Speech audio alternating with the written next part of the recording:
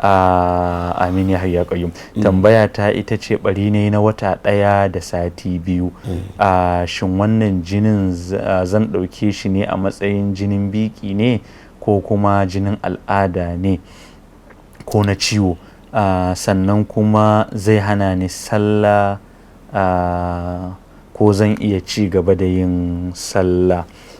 Sannan idan ya ɗauke zan masa wanka ko ba zan yi ba? Na gode, Allah ya saka wa malam da alheri. Wannan ba ginin biki ba ne. Wannan bari ne na rashin lafiya. Ake wanka da na tsafta. Kuma kuwa wanki ma ciki wannan ba zai hana ki yin sallah ba. Za sa kunzu kuna ci gaba da yin sallah.